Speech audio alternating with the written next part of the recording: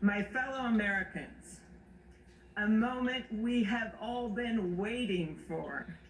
It is now my great privilege and high honor to be the first person to officially introduce the 46th President of the United States, Joseph R. Biden, Jr.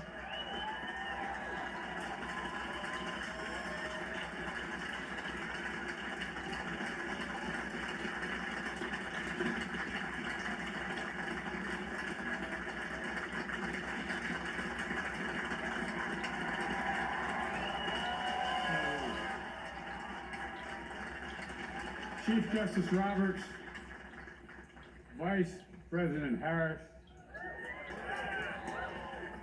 Speaker Pelosi, Leader Schumer, Leader McConnell, Vice President Pence, my distinguished guests, my fellow Americans. This is America's day. This is democracy's day.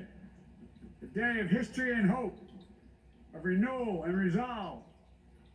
Through a crucible for the ages, America has been tested anew, and America has risen to the challenge. Today, we celebrate the triumph not of a candidate, but of a cause, the cause of democracy. The people, the will of the people has been heard, and the will of the people has been heeded. We've learned again that democracy is precious. Democracy is fragile. And at this hour, my friends, democracy has prevailed.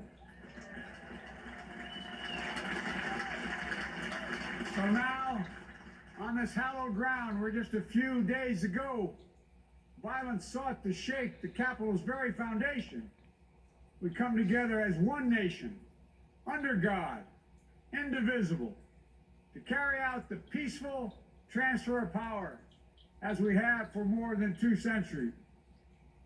As we look ahead in our uniquely American way, restless, bold, optimistic, and set our sights on a nation we know we can be and we must be.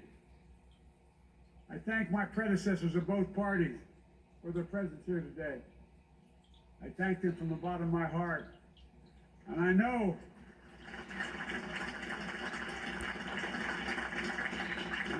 the resilience of our Constitution and the strength of our nation, as does President Carter, who I spoke with last night, who cannot be with us today, but whom we salute for his lifetime in service. I've just taken the sacred oath each of those patriots have taken. The oath first sworn by George Washington. But the American story depends not on any one of us, not on some of us, but on all of us, on we the people who seek a more perfect union. This is a great nation. We are good people. And over the centuries, through storm and strife, in peace and in war, we've come so far. But we still have far to go. We'll press forward with speed and urgency, for we have much to do in this winter of peril and significant possibilities. Much to repair, much to restore, much to heal, much to build, and much to gain. Few people in our nation's history have been more challenged or found a time more challenging or difficult than the time we're in now. Once in a century virus that silently stalks the country. It's taken as many lives in 1 year as America lost in all of World War II. Millions of jobs have been lost. Hundreds of thousands of businesses closed. A cry for racial justice, some 400 years in the making, moves us. The dream of justice for all will be deferred no longer. A cry for survival comes from the planet itself. A cry that can't be any more desperate or any more clear. And now, a rise of political extremism, white supremacy, domestic terrorism that we must confront and we will defeat. To overcome these challenges, to restore the soul and secure the future of America, requires so much more than words. It requires the most elusive of all things in a democracy: unity. Unity. In another January, on New Year's Day in 1863, Abraham Lincoln signed the Emancipation Proclamation. When he put pen to paper, the president said, and I quote, "If my name ever goes down into history, it'll be for this act, and my whole soul is in it." My whole soul is in it. Today, on this January day, my whole soul is in this, bringing America together, uniting our people, uniting our nation. And I ask every American to join me in this cause.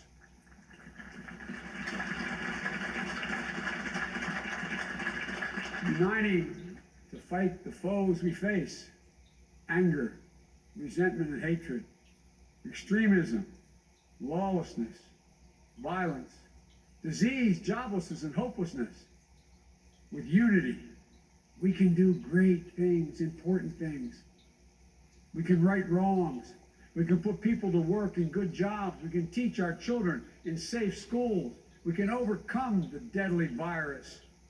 We can reward work and rebuild the middle class and make healthcare secure for all. We can deliver racial justice, and we can make America once again the leading force for good in the world. I know speaking of unity can sound to some like a foolish fantasy these days. I know the forces that divide us are deep and they are real. But I also know they are not new. Our history has been a constant struggle between the American ideal that we're all created equal and the harsh, ugly reality that racism, nativism, fear, demonization have long torn us apart. The battle is perennial, and victory is never assured. Through Civil War, the Great Depression, World War, 9/11, through struggle, sacrifice, and setbacks, our better angels have always prevailed. In each of these moments, enough of us have come together to carry all of us forward. And we can do that now. History, faith, and reason show the way of unity. We can see each other not as adversaries, but as neighbors. We can treat each other with dignity and respect. We can join forces, stop the shouting, and lower the temperature. For without unity, there is no peace, only bitterness and fury. No progress, only exhausting outrage. No nation, only a state of chaos. This is our historic moment of crisis and challenge. And unity is the path forward. And we must meet this moment as the United States of America. If we do that, I guarantee you we will not fail. We have never, ever, ever, ever failed in America. We've acted together. And so today, at this time, in this place, let's start afresh. All of us. Let's begin to listen to one another again. Hear one another. See one another. Show respect to one another. Politics doesn't have to be a raging fire, destroying everything in its path. Every disagreement doesn't have to be a cause for total war. And we must reject the culture in which facts themselves are manipulated and even manufactured.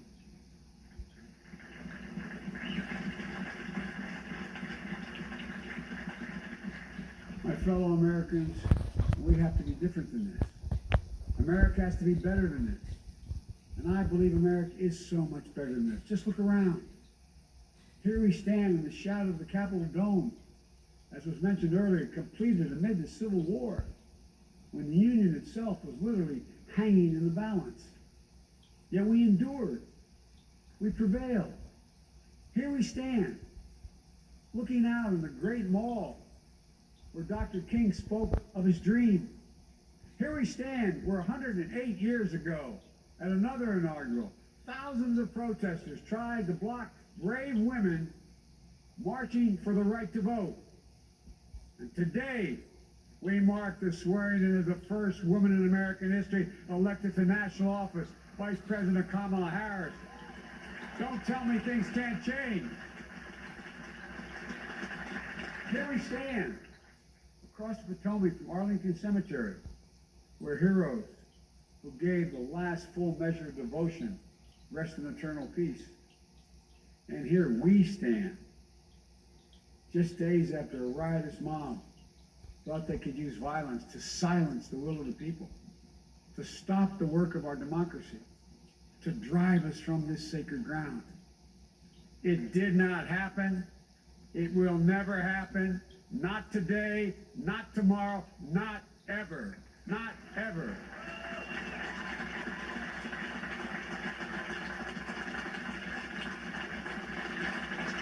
To all those who supported our campaign, I'm humbled by the faith you place in us. To all those who did not support us, let me say this. Hear me out as we move forward. Take a measure of me and my heart. If you still disagree, so be it. That's democracy. That's America. The right to dissent peaceably within the guardrails of our republic is perhaps this nation's greatest strength. Yet hear me clearly. Disagreement must not lead to disunion. And I pledge this to you. I will be a president for all Americans. All Americans.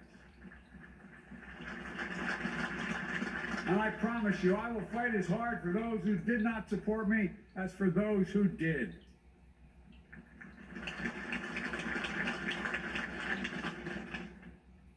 Many centuries ago, St. Augustine, a saint of my church, wrote that a people was a multitude defined by the common objects of their love.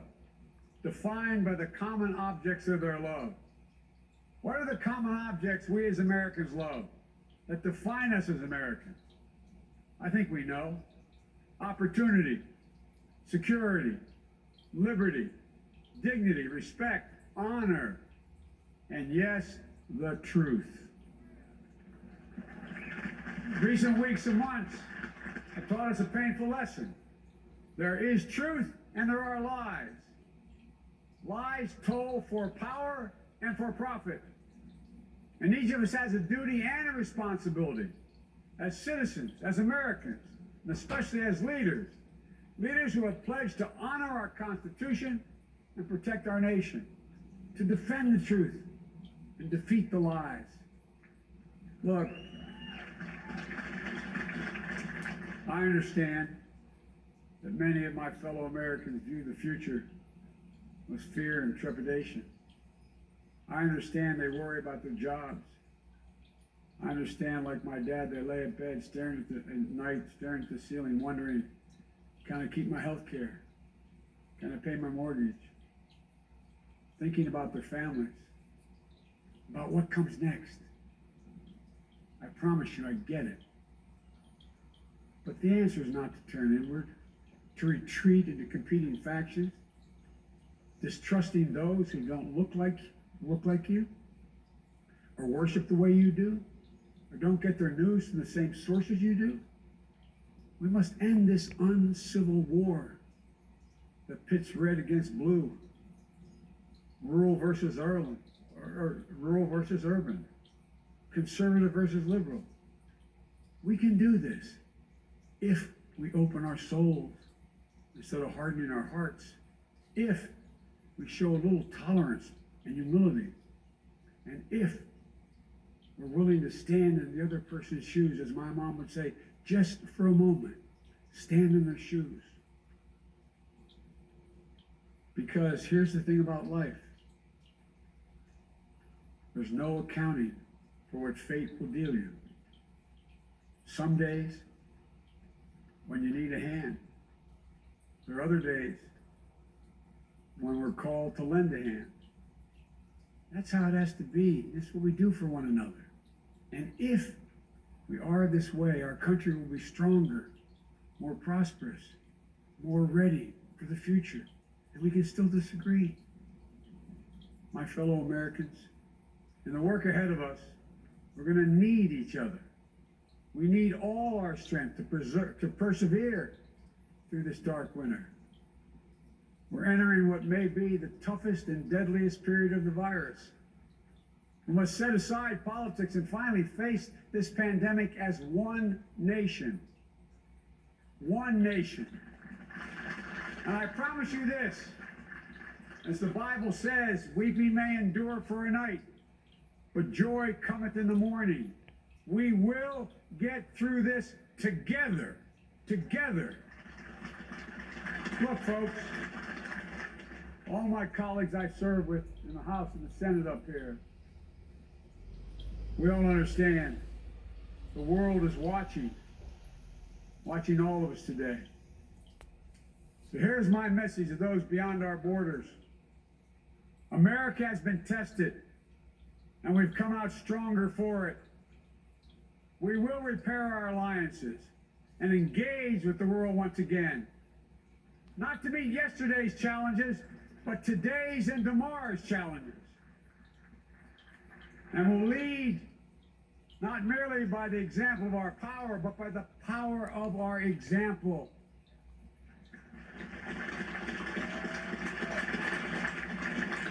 We'll be a strong and trusted partner for peace, progress, and security. Look, you all know we've been through so much in this nation. In my first act as president, I'd like to ask you to join me in a moment of silent prayer. Remember all those who we lost in this past year to the pandemic.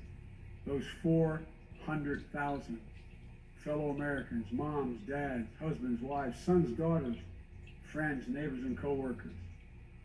We'll honor them for becoming the people and the nation we know we can and should be. So I ask you, let's say a silent prayer for those who've lost their lives and those left behind, and for our country.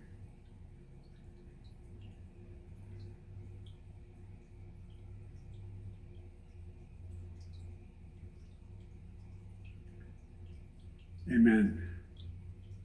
Folks, this is a time of testing. We face an attack on our democracy and on truth, a raging virus, growing inequity, the sting of systemic racism, a climate in crisis, America's role in the world. Any one of these would be enough to challenge us in profound ways. But the fact is, we face them all at once, presenting this nation with one of the gravest responsibilities we've had. Now we're going to be tested. Are we going to step up? All of us? It's time for boldness, for there's so much to do. And this is certain. I promise you, we will be judged, you and I, by how we resolve these cascading crises of our era.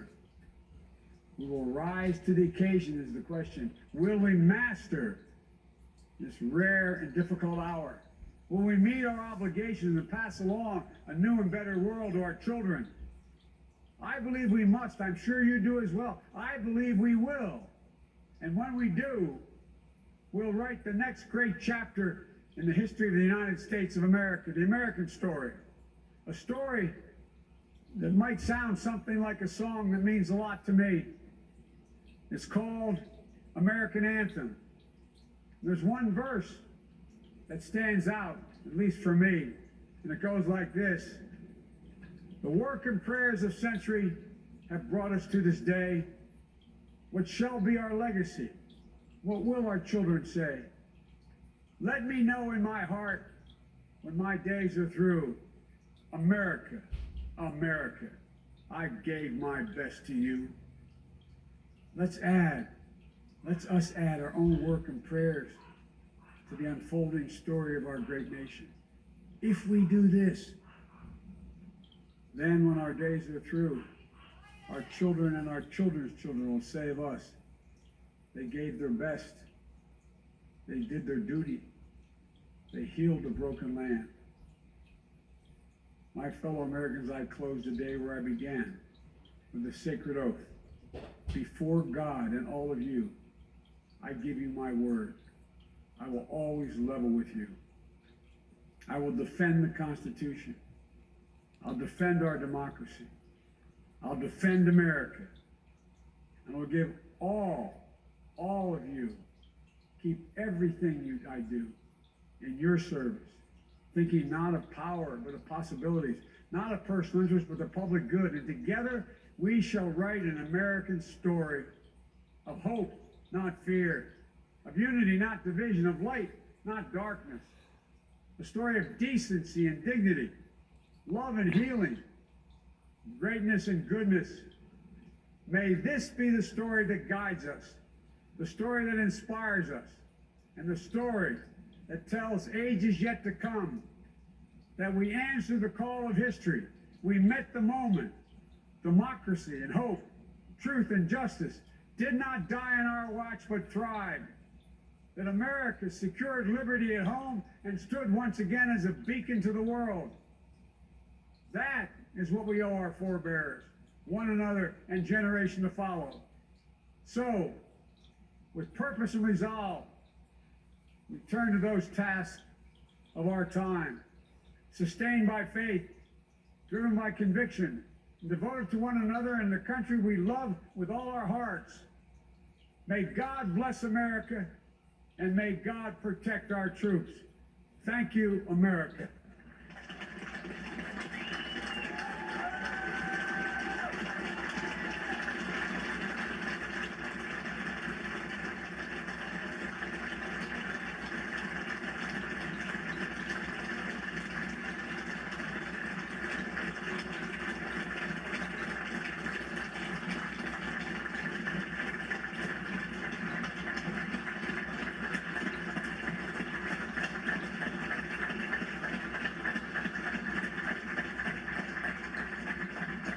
Ladies and gentlemen.